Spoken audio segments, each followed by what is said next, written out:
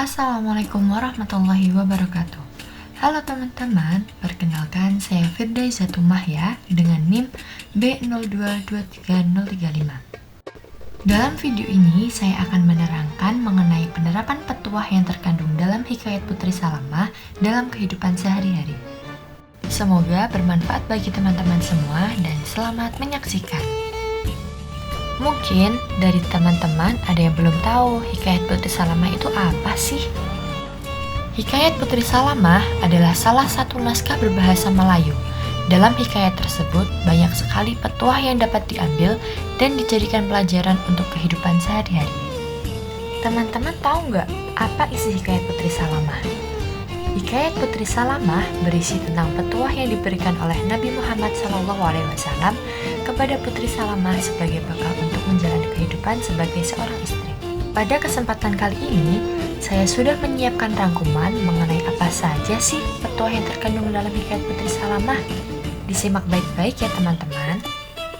Yang pertama, seorang istri wajib patuh kepada suami. Sebagai seorang istri, hendaknya patuh kepada suami. Apabila suami memanggil, hendaklah seorang istri segera datang. Ganjaran yang menjadi jaminan apabila patuh terhadap suami adalah sebilang bintang di langit dan sebilang karsi di pantai dan sebilang ruh di dalam tubuhnya. Namun, apabila seorang istri tidak patuh kepada suaminya, misalnya saat dipanggil tidak segera datang, dalam hikayat Putri Salamah, Nabi SAW menyampaikan, siksa yang didapat adalah diselamkan Allah di dalam neraka jahanam pada hari kiamat selama 70 tahun lamanya merasakan siksa api neraka. Selain itu, seorang istri wajib mengantongi izin dari suaminya apabila hendak melakukan suatu hal, misalnya pergi keluar rumah. Apabila tidak mendapatkan izin dari suaminya, hendaknya istri membatalkan rencana keluar rumah.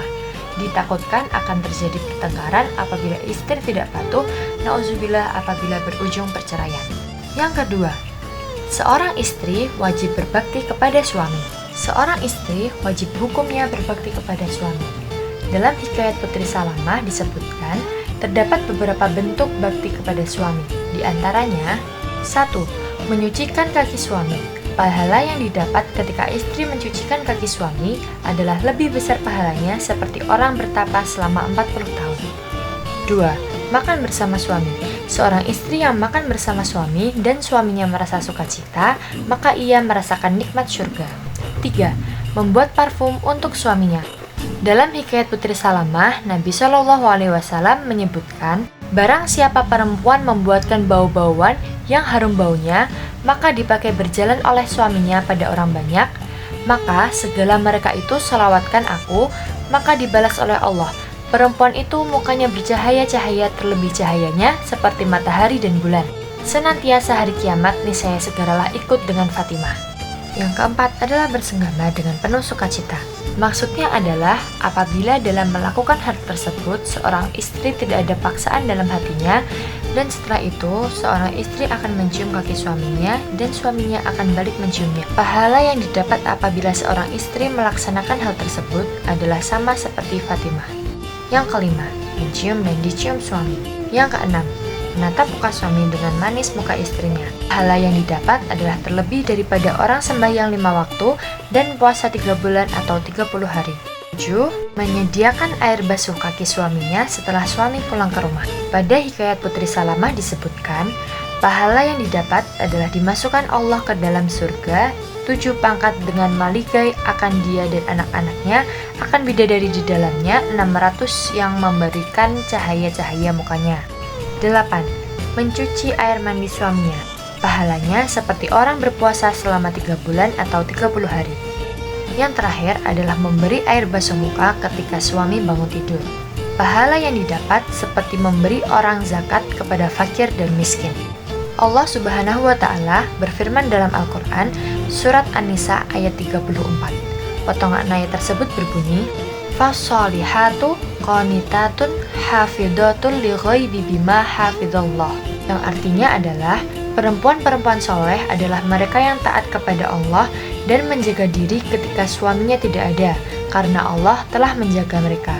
Quran Surat An-Nisa ayat 34. Kewajiban selanjutnya adalah tidak boleh berkata jahat kepada suami. Dalam hikayat Putri Salamah disebutkan, seorang istri tidak diperkenankan berkata yang kurang pantas kepada suaminya.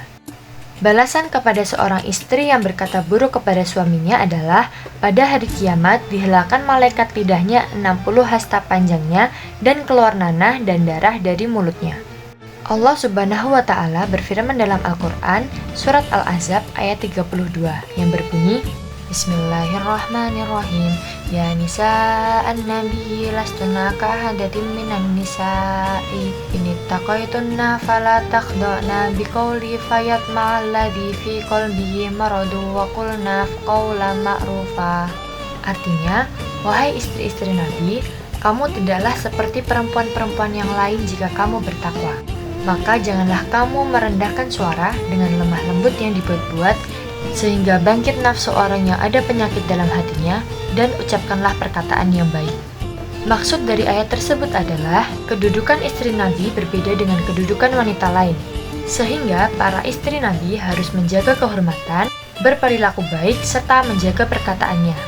Sebagai wanita muslimah, kita wajib menjaga kehormatan diri kita.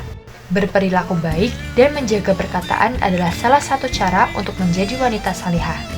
Begitu pula perilaku dan perkataan terhadap suami. Seorang istri harus bersikap lemah lembut kepada suaminya, serta selalu menjaga perkataan, bertutur kata yang sopan agar tidak menyakiti suami. Petuah yang terakhir adalah tidak berbuat zina di belakang suami. Zina merupakan perbuatan yang amat sangat tercela. Orang yang berzina akan diberikan hukuman baik dunia maupun akhirat. Seorang yang berzina akan mendapatkan sanksi sosial oleh masyarakat. Mereka akan dihina, dicela, bahkan dikucilkan. Orang yang berbuat zina akan dipandang buruk dan negatif oleh masyarakat di sekitarnya.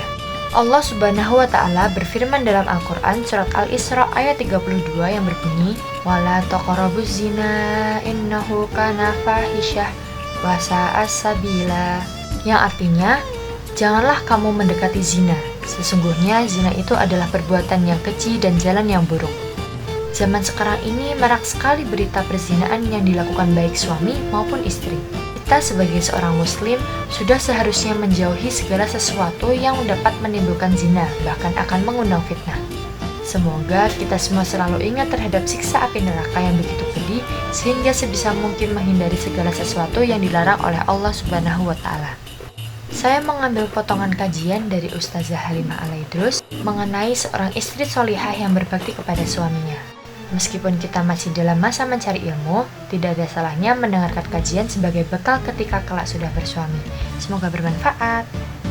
Yang hormat sama suami, yang bener sama suami, jangan bentak-bentak, jangan tuntut-tuntut.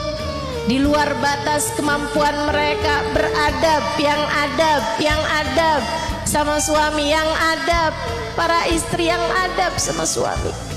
Kenapa saya hormat sama suami saya? Karena saya pengen jadi seorang umat yang pantas dibanggakan sama Nabi Muhammad. Karena Nabi Muhammad bilang kalau ada perempuan solehah sama suaminya, kalau meninggal dunia boleh masuk dari pintu surga manapun yang dia inginkan. Kita mau baik-baik sama suami kita, biar nanti di akhirat kita boleh pilih surga mana yang kita mau. Kita mau masuk pintu surga yang ada Nabi Muhammadnya. Video ini dibuat untuk memenuhi tugas UAS mata kuliah Budaya Melayu Klasik. Dosen pengampu Bapak Profesor Dr. Istadianta Magister Sastra. Sumber dari video ini adalah skripsi dari Wulan Alfani dengan judul Citra Seorang Istri Sempurna dalam Hikayat Putri Salamah, sebuah kajian struktural, dan video kajian Ustazah Halimah Al-Aidrus. Cukup sekian dari saya, semoga bermanfaat. Sampai bertemu di video selanjutnya. Bye-bye.